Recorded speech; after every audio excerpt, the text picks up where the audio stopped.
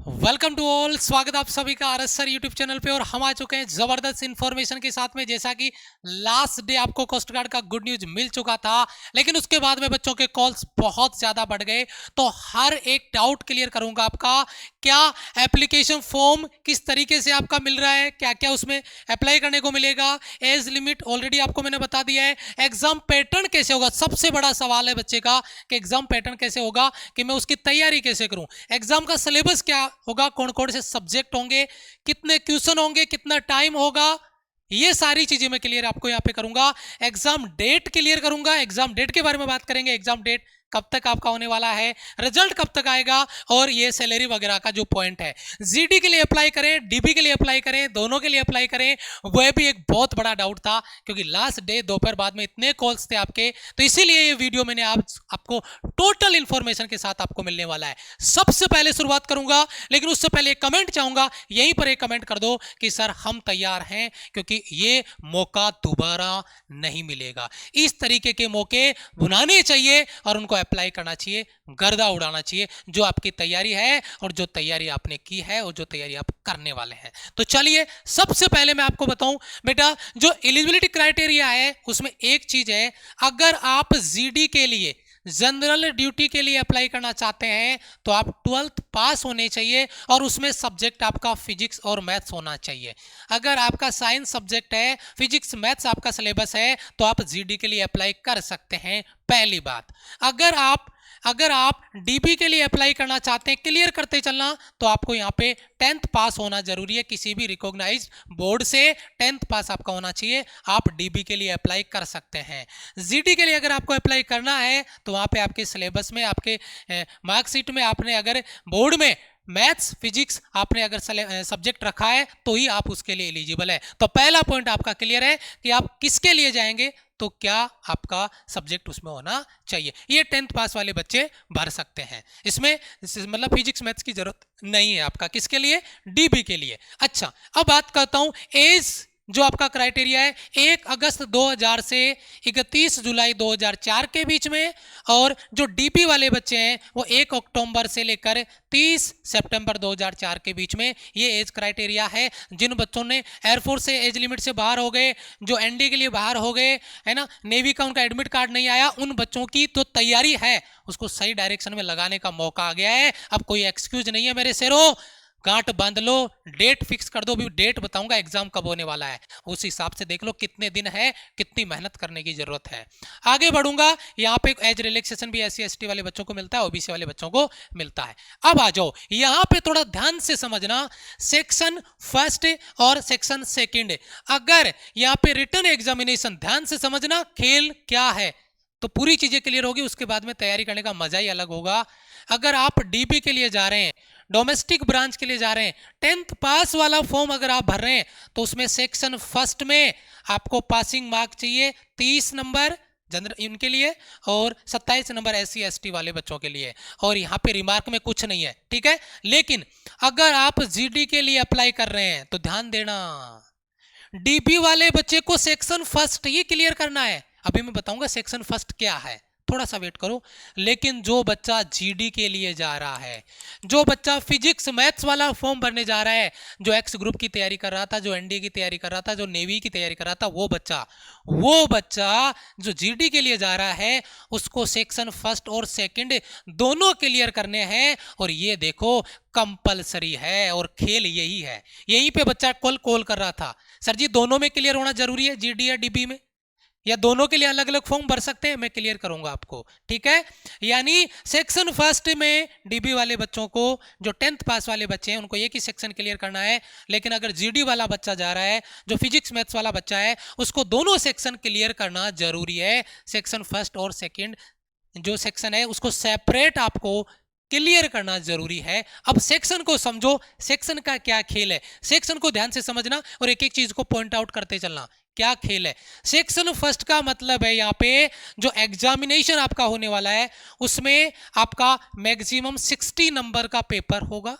45 minute आपको time दिया जाएगा। 60 मिनट है, 45 मिनट है, 60 मार्क्स है और 60 इक्वेशन है, यानी एक क्वेश्चन 1 नंबर का है। अच्छा जी, अब यहाँ पे समझो ये क्या है, ये है आपका सेक्शन फर्स्ट, यानी ये है आपका डीबी यानी डोमेस्टिक ब्रांच, यानी 10th पास वाले बच्चे जिन्होंने भरा है। इसमें मैथ्स के 20 क्वेश्चन, जनरल साइंस के 10 क्वेश्चन, इंग्लिश के 15 क्वेश्चन, रीजनिंग के 10 क्वेश्चन, जीके के 5 क्वेश्चन, टोटल 60 क्वेश्चन 60 नंबर के। ये मैथ्स 10th लेवल वाला मैथ है, जनरल मैथ है। साइंस जनरल साइंस आएगा, ठीक है, और इंग्लिश, रीजनिंग और जीके ये आपका नॉर्मल वाई ग्रुप वाला सिलेबस हो गया आपका, कोई दिक्कत नहीं है, यानी वाई ग्रुप का पूरा डीबी में आ गया। और इधर 30 नंबर और 27 नंबर पासिंग मार्क है, और ये 10th आपका एजुकेशन क्वालिफिकेशन हो गई। दूसरा सेक्शन सेकंड में, सेक्शन सेकंड जो बच्चा जीडी का फॉर्म भर रहा है उसको सेक्शन फर्स्ट और सेकंड दोनों क्लियर करने हैं। सेक्शन फर्स्ट तो उसको आ ही गया, ये तो क्लियर करना ही करना पड़ेगा। अगर आप जीडी के लिए जा रहे हैं, हल्के में मत लेना जीडी को, ठीक है। और maximum marks 50, time 30 minute only, और टोटल 50 मार्क्स से 50 क्वेश्चन है। ध्यान दें 25 फिजिक्स और 25 मैथ से। और मैं आपको बताऊं यहाँ पे बहुत अच्छे अच्छे क्वेश्चन बनते हैं, टाइम कम रहता है, और क्वेश्चन आपके जैसे 30 मिनट आपको यहाँ पे दिया जा रहा है, और 25 और 25 50 क्वेश्चन है, 30 मिनट में फोड़ना है, यानी 15 मिनट में 25 क्वेश्चन फिजिक्स के, 15 मिनट में 25 क्वेश्चन मैथ्स के, और बहुत अच्छे अच्छे क्वेश्चन आते हैं। लेकिन अगर डट के तैयारी करोगे कोई रोकने वाला नहीं है, इस बात की गारंटी है। अच्छा, मिनिमम पासिंग मार्क्स 20 और 17, और ये 12th आपका फिजिक्स यहाँ पे पास आउट आपका होना चाहिए। यानी जो बच्चा जीडी की तैयारी कर रहा है उसके लिए पेपर बन गया 60 क्वेश्चन तो ये और 50 क्वेश्चन ये, यानी 110 क्वेश्चन उसके बन रहे हैं। और उसका सिलेबस देख लो, ये वाई ग्रुप का सिलेबस और ये एक्स ग्रुप का सिलेबस, उसको एक्स और वाई दोनों की तैयारी साथ साथ कर रहा है जो बच्चा, वो इन दोनों के लिए। आपको अगर जीडी के लिए जाना है तो ये दोनों सेक्शन भरने होंगे, और अगर आप केवल डीबी के लिए जा रहे हैं तो यहाँ पे सेक्शन, ये आपका जीडी वाला बच्चा है सेक्शन सेकंड, और इसमें फर्स्ट और सेकंड में दोनों ऐड कर देता हूं, और इसमें केवल सेक्शन फर्स्ट में केवल डीबी वाला बच्चा जाएगा। Logic clear? अगर आप डीबी का फॉर्म भरेंगे तो केवल आपको यही तैयारी करनी है डीबी वाले बच्चे के लिए, और अगर आप जीडी के लिए जा रहे हैं तो आपको ये पूरी तैयारी करनी पड़ेगी, यानी एक्स और वाई दोनों की तैयारी मान लो आप डीबी जीडी के लिए। अच्छा, आगे बढ़ता हूं। क्या बहुत बड़ा डाउट बच्चे का कि सर मैं जीडी और डीबी दोनों के लिए अप्लाई कर दूं? नहीं नहीं नहीं नहीं, candidate can apply only for one post, चाहे आप डीबी के लिए 10th लेवल के लिए या आप जीडी के लिए। और अगर जीडी के लिए अप्लाई करोगे तो सेक्शन फर्स्ट में डीबी तो आएगा ही आएगा, लेकिन आपको पोस्ट डीबी की ही मिलेगी। आप डीबी के लिए अप्लाई कर रहे हैं, आप सॉरी जीडी के लिए अप्लाई कर रहे हैं, तो जीडी में आपका सेक्शन फर्स्ट भी आएगा और सेकंड भी आएगा, लेकिन आपको जो पोस्ट मिलेगी वो जीडी वाली ही मिलेगी।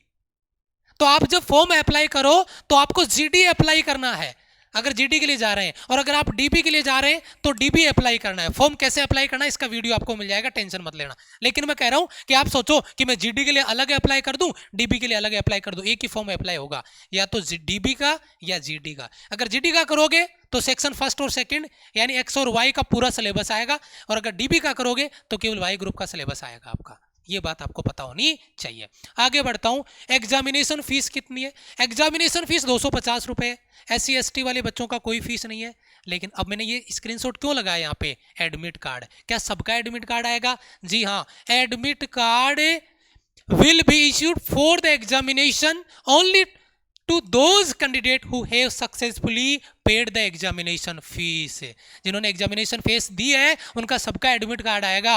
सर जी SC ST वालों ने नहीं दिया तो उनको भी उसने अलाउ किया है कि वह भी हकदार हैं, उनको छूट दी गई है, लेकिन वह एग्जाम देने के हकदार है, उनको एग्जाम देने का मौका मिलेगा, यानी एडमिट कार्ड सबका आएगा। Doubt clear? अच्छा, आगे बढ़ते हैं। ये देखो एग्जाम डेट क्या हो सकता है, टेंटेटिव जो एग्जाम शेड्यूल है वो क्या है, खुद बताया गया है, उन्होंने खुद दिया है कि जो जीडी और डीबी का स्टेज फर्स्ट मिड या एंड मार्च 2022, मिड या एंड मार्च 2022, मेरी बात को ध्यान देना, स्टेज फर्स्ट और ये आपका स्टेज सेकंड है जो मिड या एंड मार्च के लगभग आपका वही डेट लगभग मान के चलो आप, लेकिन इससे आगे मत जाना। ये यांत्रिकी के लिए, और मैं यांत्रिकी के लिए बात नहीं कर रहा, वो अलग डिप्लोमा होता है उनका, ठीक है। लेकिन मिड या एंड मार्च, आप मिड मान लो मार्च, तो जनवरी फरवरी और मार्च यानी 60 और 15 75 दिन, मैंने कल भी आपको बताया था 75 डेज तो वो, और 15 दिन दिसंबर के, तो बताओ 90 दिन हुए कि नहीं हुए। और 90 दिन में अगर सीने में आग लगी हो, अगर दर्द छुपाओ एज क्राइटेरिया नहीं मिल रहा, एयरफोर्स का नहीं दे पाया फॉर्म, नेवी का एडमिट कार्ड नहीं आया, तैयारी थी सर, तैयारी को लगा मेरे लाल 90 दिन है तेरे पास अभी भी। 15 दिसंबर से लेकर आपका मिड मार्च भी माने इसने एंड दिया है, तो भी आपके पास 90 दिन है। अब देख लो, रियलिटी आपके सामने है। मैंने 75 डेज बताया, लेकिन 90 दिन बन रहे हैं आपके यहाँ पे।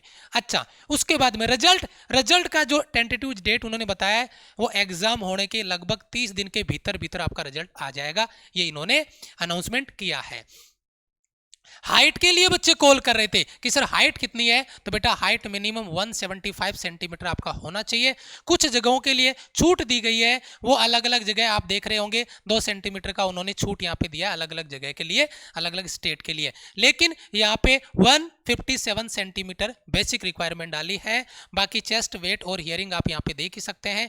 5 सेंटीमीटर का एक्सपेंशन होना चाहिए, और यहाँ पे 10 सेंटीमीटर आपका जो वेट ये एज प्लस माइनस 10% का जो एक्सेप्टेबल है एज के हिसाब से, एज कैटेगरी हिसाब से आएगा, वो कोई दिक्कत नहीं है। अब सर तैयारी कैसे करें?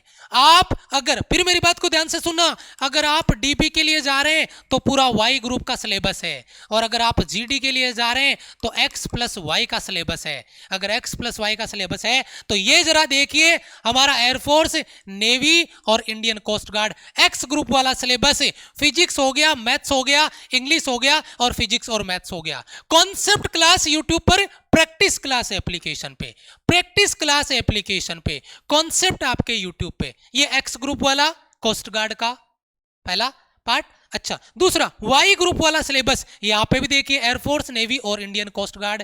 इसमें भी कोस्ट गार्ड, ये जीके का concept, math, general maths, reasoning maths, current affair आपका हो गया, इंग्लिश कॉन्सेप्ट हो गया, और ये प्रैक्टिस। सेम चीज ये वाई ग्रुप वाला सेक्शन डीबी वाले बच्चों के लिए, ये डीबी वाले बच्चों के लिए। और अगर कोई बच्चा जीडी का फॉर्म भर रहा है तो भाई साहब दोनों क्लासें करनी होगी। और मैं बता रहा हूं, जो बच्चा जीडी की तैयारी करता है उसमें एक्स और वाई दोनों का सिलेबस आता है, यानी तैयारी जोर शोर से करनी होगी। लेकिन एक बात और बता दूं कि इसमें कंपटीशन कम होगा। क्यों? क्योंकि बेटा एक्स और वाई की तैयारी कोई बच्चा कर रहा होता है तो जिगरा चाहिए, और जिस बच्चे ने जिगरा लेके तैयारी स्टार्ट कर दी उसको कोई रोकने वाला नहीं है, किसी भी हाल में, इस बात की गारंटी है। और इसीलिए कहता हूं तैयारी करो तो दिल खोल के करना, क्योंकि अगर पेपर में बैठ गए उसके बाद में सिलेक्शन तुम्हारा रोकने वाला नहीं है। बस डॉक्यूमेंटेशन अच्छे से करना है, उस पर वीडियो में अलग से बनाऊंगा, क्योंकि डॉक्यूमेंटेशन बहुत ज्यादा टफ होता है यहाँ पे। तो ये हो गया आपका यूट्यूब और एप्लीकेशन का। ये जो बैचेज हैं हमारे ऑलरेडी स्टार्ट हैं 1 दिसंबर से, तो जो बच्चा अब ज्वाइन कर रहे हैं उसको भी सारे वीडियो, सारे लेक्चर रिकॉर्डेड मिल जाएंगे। जो लाइव प्रैक्टिस हमारी होती है वह कृष्णा लाइव बैच में होती है, और वहां पे सारे के सारे वीडियो आपको रिकॉर्डेड भी मिलते हैं।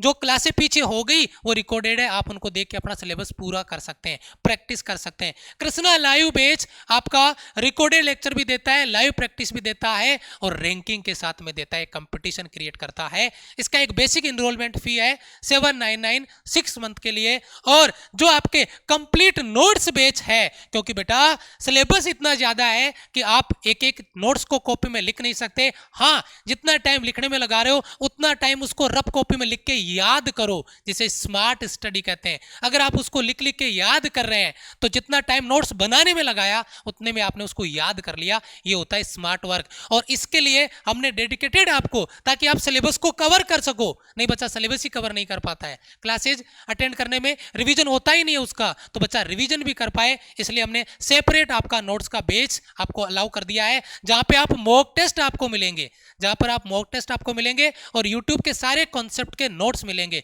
कॉन्सेप्ट नोट्स और मॉक टेस्ट आपको यहां पर मिलेंगे जो आपको तैयार करने हैं। इसका एक बेसिक प्राइस है 499।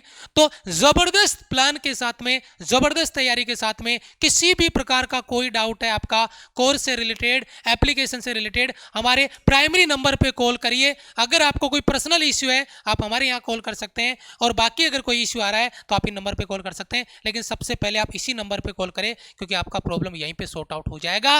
और अब कमेंट चाहूंगा एक कमेंट बॉक्स में कि सर हम तैयार हैं गर्दा उड़ाने के लिए, मौका मिला है चौका लगाएंगे, मौका मिला है चौका लगाएंगे। कमेंट बॉक्स में कमेंट करके जाना, इंतजार रहेगा आपके कमेंट का।